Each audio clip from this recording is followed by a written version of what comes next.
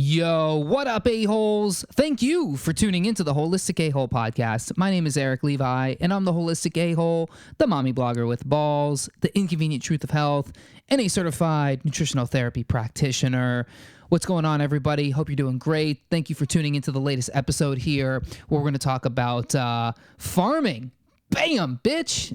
That's right. We're going to talk about farming, and it's exciting because, as a hot, cool millennial podcaster, there's nothing more that I'm into now than going back to the roots and trying to live off the land like my grandpappies did and understand what the hell is going on with the food we're eating and the milk we're drinking and the cows we're fucking.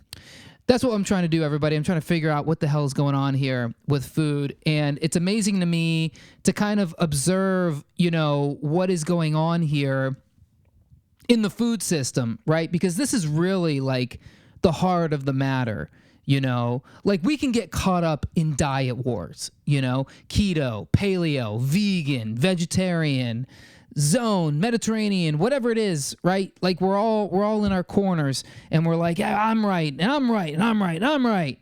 But in the end, I think we're all wrong when it comes to the sourcing of our food and where that comes from. And I mean, really, in the end, we're all just kind of subject to whatever's in the grocery store, which sucks because the stuff in the grocery store is dog shit. No matter what diet you're on, no matter what food you're eating, no matter what macronutrient you're eating more of or you're avoiding, it's all tainted, man. And they're literally poisoning us. And it really makes it hard to sit here and tell people things like you need to eat blueberries, you need to eat grass-fed beef, you need to eat more vegetables. Because for all I know, I'm telling people, you need to eat more pesticides. You need to put more genetically modified organisms in your body. You need to eat the highest source of antibiotics that are available in the food supply. This is what food is. This is what is going on with the stuff we put in our bodies. And the fact that, man, we don't hear about farming in the mainstream media, it drives me nuts. It literally is driving me crazy. Let me say this. I didn't want to go here, but there is a certain strain of mental illness happening right now in this country with this obsession with the Mueller report and Russian collusion and Trump. Holy Jesus Christ. Okay. First of all, I've been on the side over here saying there was no Russian collusion. Not because I care whether, or not because I have like a stake in like, did Trump do something illegal? Like, I don't care, man. He's the president. The Russians didn't vote for him. The people voted for him, and he won it, okay? The election is corrupt no matter which way you go. Then we spend 2 years talking about Russia and Trump and Russia and Trump, and the definition of collusion changes. Then it comes out he didn't collude. We knew that. And this is still on the fucking news. Meanwhile, we've got food that we're eating every single day, the physical chemicals we're putting in our bodies every single day, just being sprayed with pesticides, full of glyphosate, eating food that was grown from seeds that were, so genetically modified that, like in the case of wheat, the plant can't even grow to the height that it's supposed to grow. It can't even exhibit the natural traits of growing the way it's supposed to grow. Like wheat stalks now, they like bend over. I forget what they call them, like dwarf wheat or something like that is the name of it. Because it's so beyond biologically fucked that they have no other way to describe it. This is just dwarf wheat, man. It's like midget wheat, It's like it's not even the right wheat. Wheat used to be big, tall, and strong, What is it? Ways of Grain? What is that song? One of those American anthems. Something and waves of grain. Oh, God, why can't I think of what this is? They weren't talking about, and the dwarf grain. Not having the example really takes away from the power of the analogy, but I must power on here. Not like a dwarf grain that can't even make it through the end of the podcast. No, my full-grown fucking wheat plant.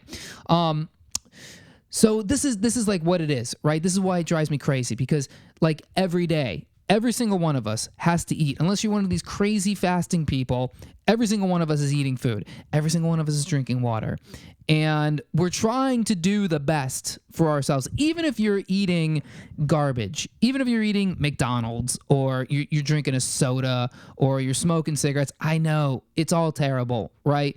But you're doing what's in your personal self-interest. I'm sure people who smoke cigarettes say, well, what is like the better option of cigarettes that I can smoke, right? People who drink soda, they're like, I'm going to drink a Coke over a Pepsi because maybe maybe Coke has a little bit more nutritional value. For whatever reason, your body is communicating to your brain, we would prefer a Coke over a Pepsi. So maybe there is some, biochemical feedback going on within the body, even when it comes to shit food. But the problem is we're not talking about shit food. We're talking about healthy food. We're talking about food that we tell people to eat to get healthier is beyond tainted, is beyond, devoid of actual real nutrition that it's supposed to have. The soil in this country is just devastated. I mean, you can't get like the right amounts of magnesium from your food that you should be able to. You can't get B12 from food. You used to be able to get B12 from food, because the soil was rich with it, and now it's gone. Isn't that crazy? And B12 is such an important micronutrient in the body. It's so important for, your gut health. It's so important for your detox, your methylation. It's so important for your nervous system. And the funny thing is, when I was a vegan, like, people would tell me, you're probably B12 deficient. I was like, I don't need B12. Oh my God, did I need B12? And oh my God, am I way B12 deficient still from being a vegan for all that time? I got a blood test like 8 months after I stopped being a vegan, still very, very B12 deficient, which goes to show that it's hard to get substantial qualities even when you're eating meat. And I try to eat quote unquote high quality meat. And that's actually what I want to talk about today, is this idea of like high quality food and what that even means, right? Because there is a lot of, doubters out there, right? There's a lot of people who are very outspoken in the fact that, the food that we're eating is not good, but even like the better food is not good. Like, for instance, organic, or grain-fed, or cage-free, or any of these, or all natural. Oh my God, what a joke. What a joke all natural is, man. They put all natural on everything. Like, can you believe there's all natural lotion? What is all natural about lotion? You know how much processing has to go in to take a plant and turn it into lotion, right? Oh, it's all natural. Oh, I'm sure it was. I'm sure it is, so is all the chemicals that it's, made with. Oh, you just walk out into nature. You go to the jungle, in some beautiful part of the world like Costa Rica or Thailand or, wherever. And then there's just lotion plants everywhere. You could just reach up into a tree and grab a stick of a lotion plant and just rub it on your face and feel good. I know you can do that shit with aloe vera, but even aloe vera, that's like a genetically modified plant. That's like a crossbreed. That's not even like a real thing, Does it have medicinal benefits? They tell you it does. I don't know, man. I think a lot of this is, what do you call it? Placebo effect, right? I think there's a lot to be said about,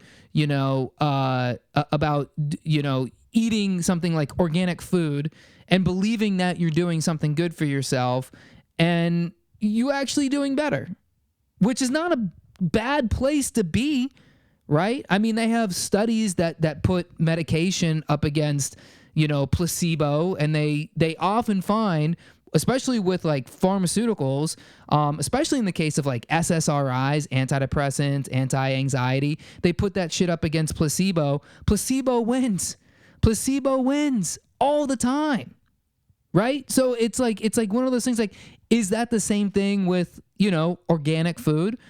Is that the same thing with grass-fed? I don't know.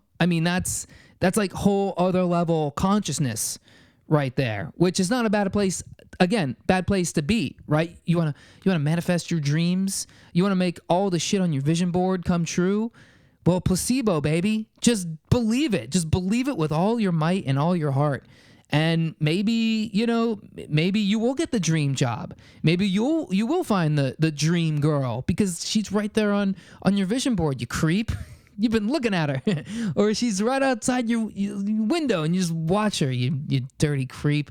Or she's at work, you just keep thinking about her and rubbing one out. And you're like, yeah, one day you'll be mine, baby. And then she becomes yours because you manifested it. You believe in the placebo effect. It's the same thing with food and medication, right? You take those little SSRIs, those little antidepressants. They're not supposed to be doing anything, but in your mind you're like, oh, I'm happy, and then you're like, oh, I'm happy, and then you're not happy because those things actually don't work. They don't work the way they're supposed to work. Another topic for another day. So I wanted to dive in a little bit here and kind of like see what is the deal? What's the deal with organic food? Because look, like I'm a skeptic. I'm as skeptical about this stuff as the next a-hole. But I want to believe it, man. I really do. Like, I want to believe it. And, the funny thing is like when you start looking around the old interwebs and you start kind of doing some research and seeing, it's like you'll start pulling up stuff. If you want to find a study or you want to find an article that talks about, organic labeling being bullshit, you will find it. You will find it. And the problem is there's a good possibility that the person who wrote it is working for someone like Monsanto or someone like Purdue Foods, or one of these big like agriculture companies or meat companies, because this is what they do. Like, this is part of this. There's funding, there's programs in their companies. This isn't like conspiracy theory. Like, these people get paid to write these things, Sometimes the people who's the author on the page, it's called ghostwriting. They didn't actually write it. Somebody else wrote it. Monsanto tossed them, a couple G's or something, and they were like, just sign your name here. Let us just use your name on this paper. Person's like, yeah, I don't care. They put their name down, and then now you've got this report written about is organic food a fraud, and is written by some professor at Stanford or something, and now people believe it.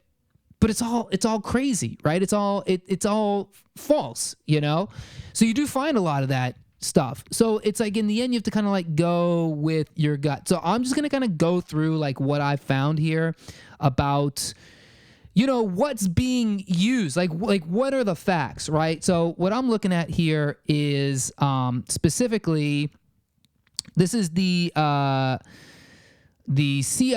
ECFR, the Electronic Code of Federal Regulations. So I mean, basically, this is like talking about like the actual codes and like what is, what actually is in organic food. Okay, so like the biggest misconception with organic food is not sprayed with pesticides, and that is not correct. Organic food is still sprayed with pesticides, but they're called like natural pesticides. They're not supposed to be synthetic organisms or whatever in this stuff. So it's supposed to be like better for you. Okay. So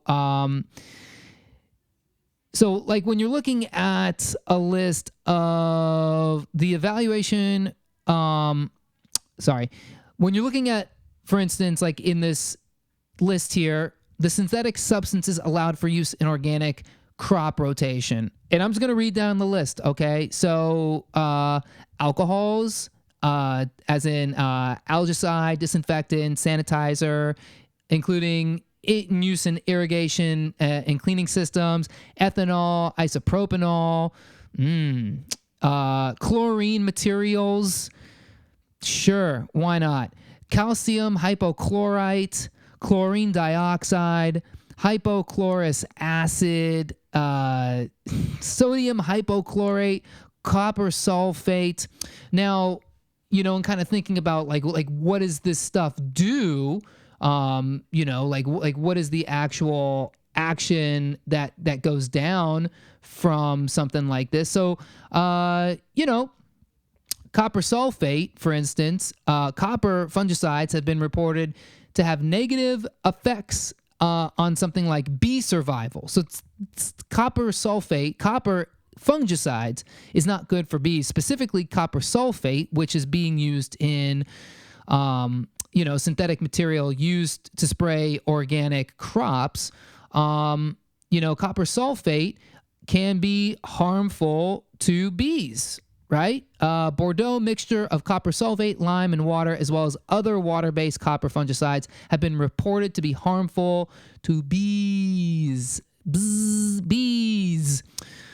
And I'm getting this from the exerces.org. They are the organic, who are they?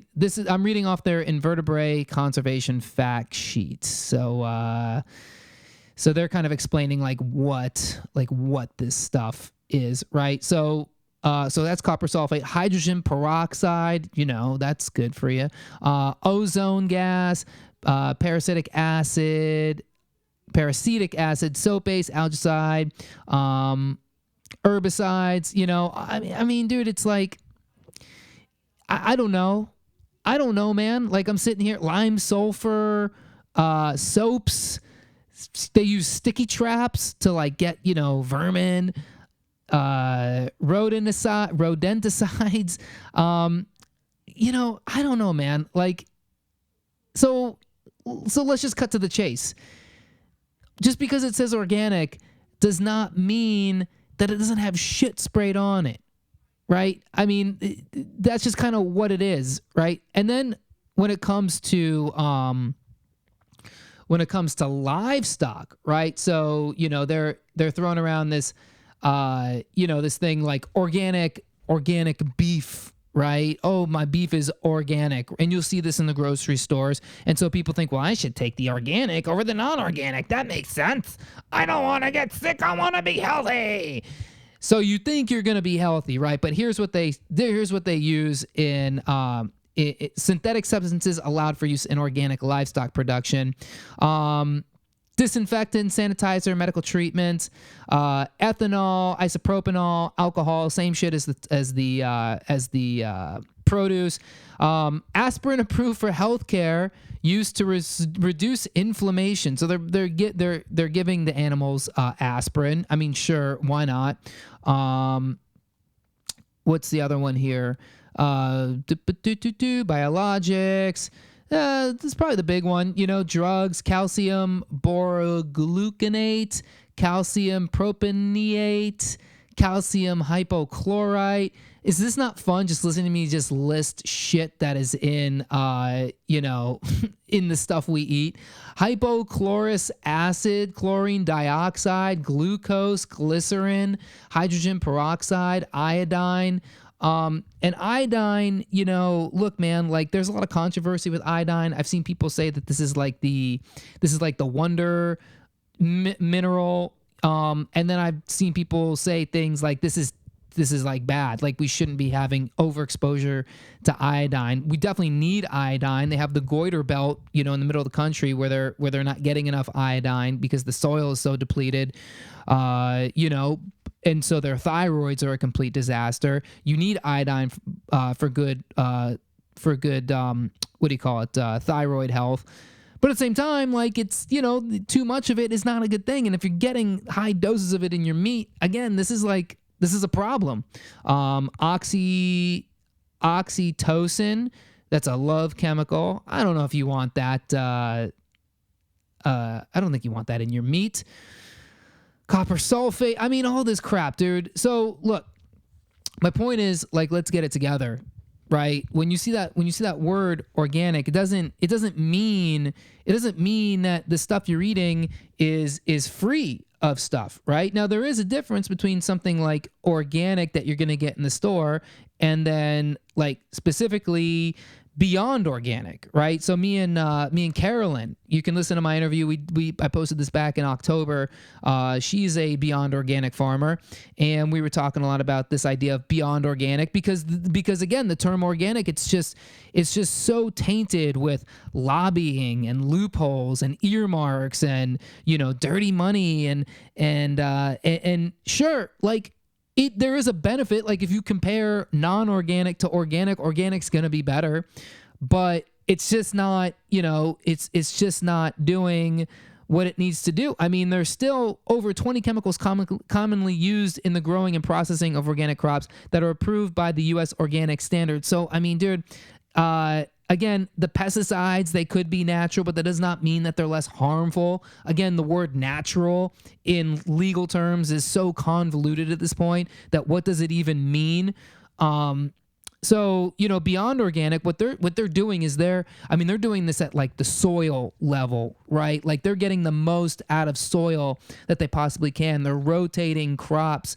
They're adding to the microbial diversity of the soil. They're using things like earthworms. I've heard Joel Salatin and Zach Bush talk about earthworms in the soil to literally enrich the quality of the soil, right? When we spray all this crap, even if it's quote unquote natural herbicides, we're destroying the homogeny of the soil. We're destroying all of the matter, all of the little tiny microorganisms and the worms and the bugs. Like we need those. Those are a part of the process, right? Beyond organic farmers are not over-tilling the land. They keep the soil covered.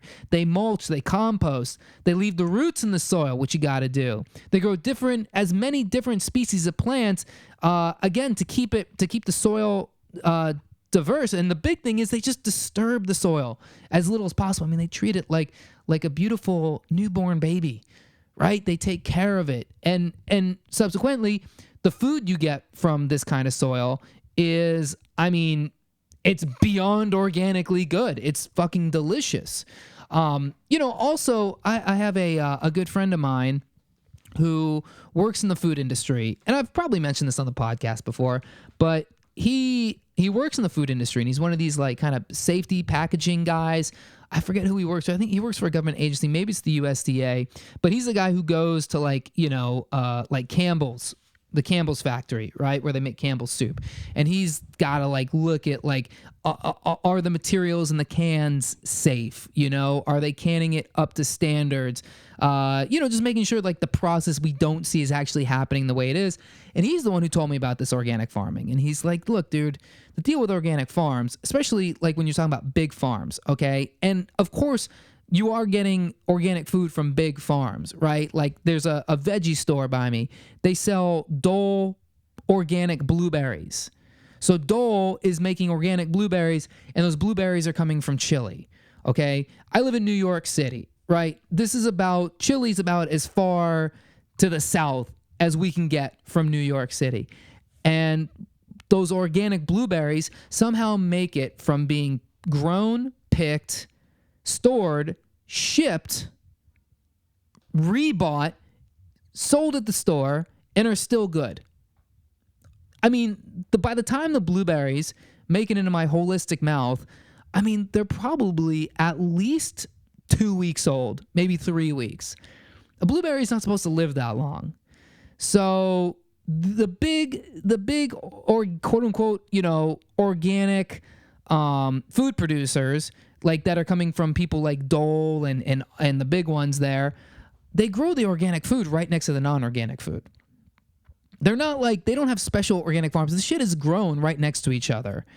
And, in the food industry, apparently they have a saying, the wind blows. The wind blows. What does that mean? That means if you have a farm next to another farm and one farm gets sprayed, do you think the spray just goes straight down? Do you think the people flying the crop duster planes are, making sure with precision that they're actually dropping the pesticides exactly where it needs to go? You have a real strong trust in people if you do. okay? That's like going to McDonald's and ordering a burger and not thinking the guy in the back wiped his butt with it, or that he didn't wipe his butt with it. Because chances are that's exactly what happened. Chances are half the food you eat from a fast food place dropped on the ground. But in your mind, oh no, it's that delicious all beef patty I saw in the commercial. It's the same thing it's the same thing with the organic food. They drop the pesticides, the wind blows, the pesticides go into the organic farm. But because, the USDA organic what do you call it? Who are those people? The inspectors come, if everything is, tip-top up to shape, can they see if a plant has pesticides on it? To my knowledge, I don't know. They have a lot of hoops they got to jump through. And chances are, if you're a big organic farm, like a big ag company, you probably have the money to make sure that your organic stuff doesn't get denied, right? Let's also talk about the idea of like free range eggs, right? We go to the store like, I gotta get a free range egg. You know what a free range egg is? It's an egg that was brought into the world by a chicken who was not running around free range, in the beautiful wilderness where I think chickens come from. No, it's a chicken that basically just didn't live in a cage, but it still very much lived in a coop, surrounded by thousands of other chickens in completely unreasonable, space for a chicken to be able to actually be a chicken. They're still cramped up in a little coop, stressed out, dropping testosterone or cortisol in those eggs. So you see why people are suspicious of this. And so the reason I bring all of this up is because, as a health coach, as a nutritionist, as somebody who just genuinely wants to not only put the best things in my body, but make recommendations for other people. I see this idea. I see other health coaches and doctors, people, make sure you eat organic, make sure you eat grass-fed, make sure you eat free range. And they never stop to say, but I should probably tell you that most of that is bullshit. They never say it. They're just like, no, eat organic.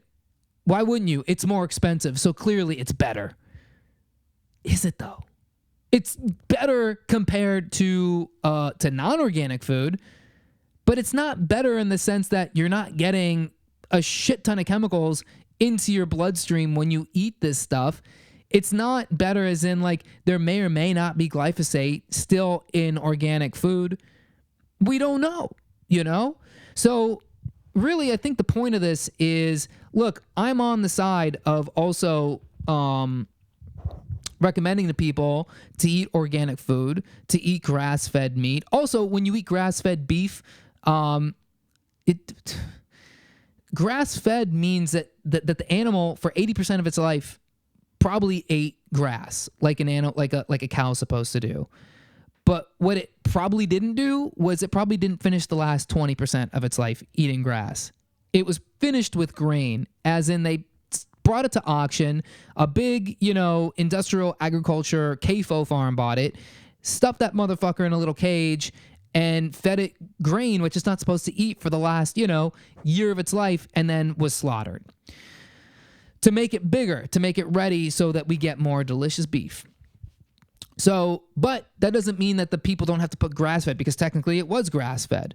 So you have to make sure you're getting this shit from a grass-fed, grass-finished, okay? And the best way you do this, the best way that you all of the stuff that I'm talking about, that's a problem, that you're like, well, no, great, Eric, what do I eat now? Okay, well, what you eat is you eat stuff grown on a farm where you can actually meet the farmer. You go to a farmer's market, you go to a co-op, right? And you actually see the people, you see the food, and you see more the source of where it came from. As a generation, we as a generation have to lead the charge of demanding better quality food. We can't just keep letting ourselves get steamrolled with food that is literally poisoning us. Now, I'm not going to jump on this thing and be like, this food causes cancer, because we just don't know, right? There's so many confounding factors that go into how is cancer grown in a person's body. But when you're getting a healthy dose of glyphosate and all of these terrible chemicals that come in the foods we're eating, it's not helping. It's not helping us not get cancer.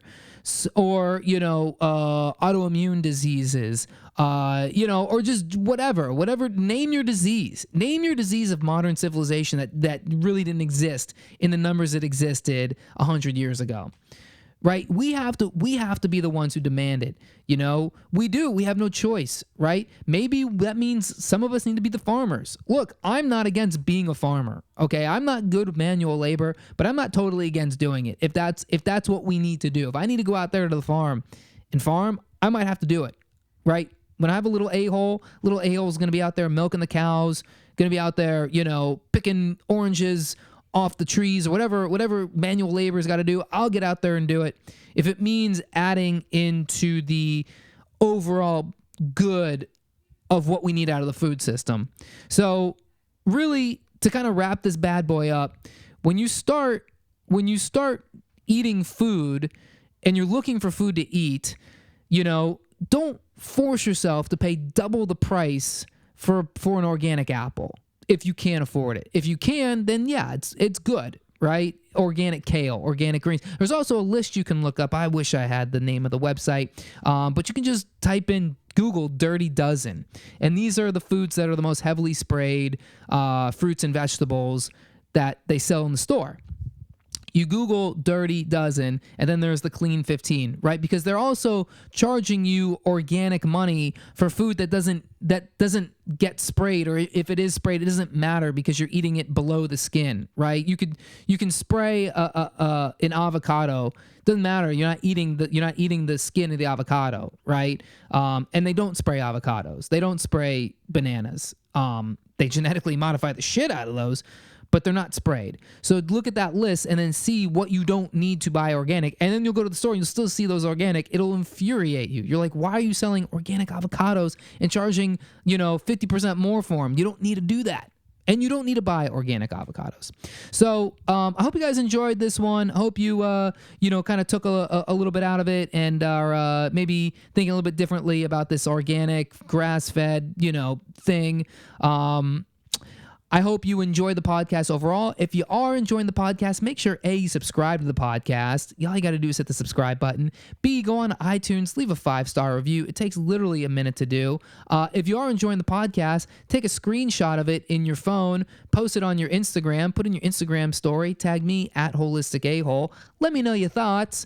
And I just started a new Facebook group called Bro Health. So if you want more of this, it's me and another nutritional therapist that are running it. And you go in there, and we've got news going on there. We've got discussions, really trying to bring this holistic health game to, especially to dudes, right? Because you dudes, you gotta know this stuff, right? If nothing else, I want you to get the idea that there's a ton of information out there, and you should be researching. You should be really taking your health in your own hands. And in a very soon episode to be, I will be talking about exactly why this is so important. So stay tuned to that, everybody. Again, find me on all the social mediums, Instagram, Twitter, Facebook, Holistic A-Hole, all the way across. Love you all for listening. Thank you so much for your support. Take a holistic binge if it's your first time here, and I'll catch you on the next one. Peace.